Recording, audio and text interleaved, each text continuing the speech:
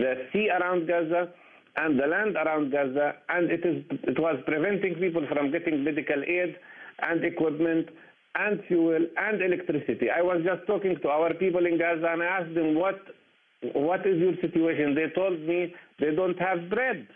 Even bread is unavailable in Gaza, and now Israel is bombarding it in this horrible and unacceptable way. I think the world community must see the reality. This is an unprecedented bloodbath that the Israeli generals are using and politicians are using for their political campaigning in the elections. For one more time, they're using Palestinian blood for their election campaigns. I'm so sorry that even some left parties in Israel are supporting such an aggression. They all claim that this is about missiles, but let me ask a very simple question. How many Israelis were killed during the last 6 months by missiles? Almost none. The only 2 Israelis that were killed so far were killed after this operation. Will this bring peace? It will not bring peace. Will this bring security? On the contrary, it is bringing back the Intifada to the West Bank.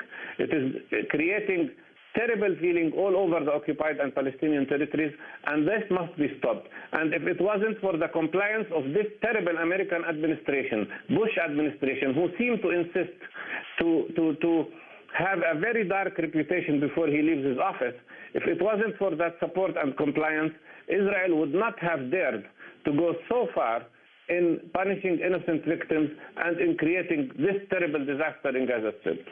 Dr. Mustafa Barghouti, what about the issue of the complicity or the silence of other Arab governments and also of the Palestinian Authority now also criticizing Hamas?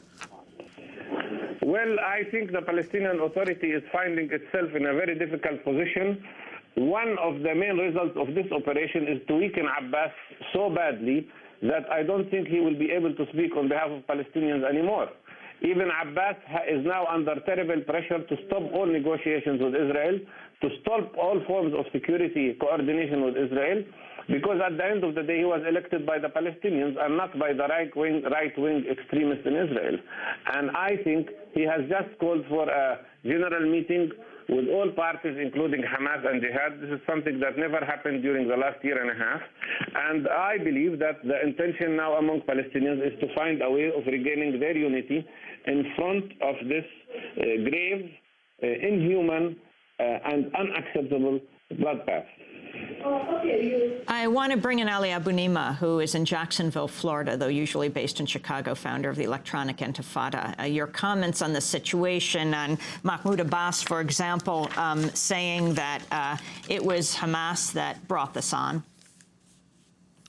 I want to say, Amy, first of all, that we have to go back to the Warsaw Ghetto or Guernica to find crimes in the modern era of the scale, of the viciousness, and of the deliberateness of what Israel is committing with the full support of the United States, not just the Bush administration, but apparently as well the incoming Obama administration.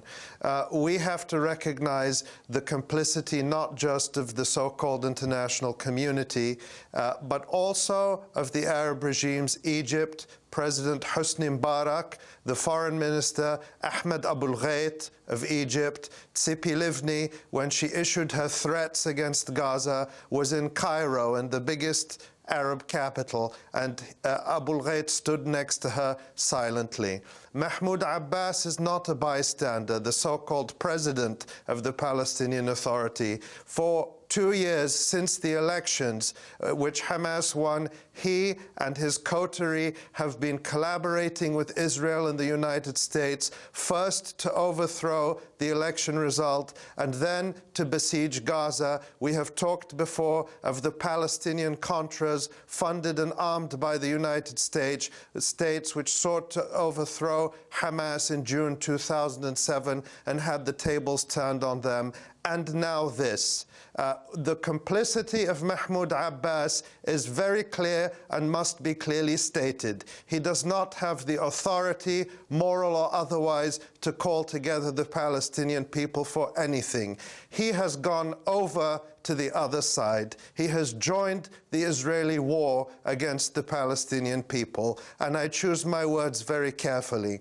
And let me say this as well, Amy, that Israel is trying to to produce and promote the fiction that it is engaged in a war with a so-called enemy entity. What Israel is doing is massacring a captive population.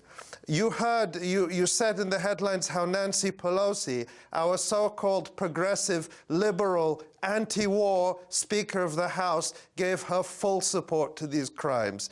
Obama has done the same through spokesmen, and that will not change. The United Nations issued a weak statement aimed at covering the backsides, let me say, of those who issued it, not aimed at changing the situation. What are Palestinians calling for today? Yesterday, the Palestinian National Committee for the Campaign for Boycott, Divestment and Sanctions reissued and reaffirmed its call on all international civil society in the United States, in North America, in Europe, everywhere, to redouble the efforts for boycott, divestment, and sanctions modeled on the anti-apartheid movement. This is necessary. This is moral. This is the nonviolent resistance we can all participate in, and it is more urgent than ever. Let's not look back at these crimes like we look at the Warsaw Ghetto and like we look at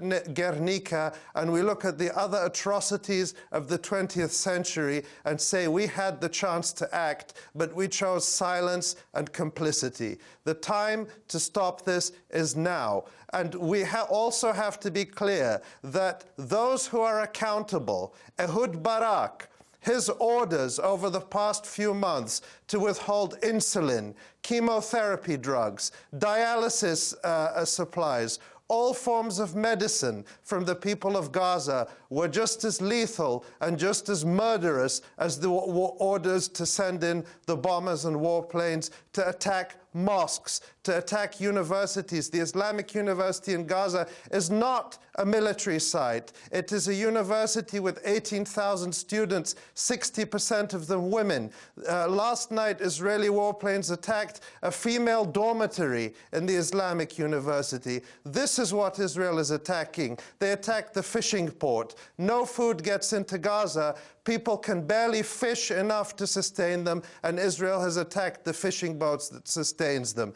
These are historic crimes, and we cannot be silent about them, and we have to continue this nonsense that there's fault on both sides. We have a captive, occupied population. 80% of the people in the Gaza Strip are refugees. 750,000 of them are children. Where else in the world can these crimes be committed while the world looks on, while our elected politicians in Congress, Democrats and Republicans, sit there applauding? When you see the shameful statement of Howard Berman, the Democrat chairman of the House Foreign Relations Committee, giving his full support to Israel, people have to stand up to this. We cannot sit on our hands anymore and say change is coming. Change is not coming unless we create it.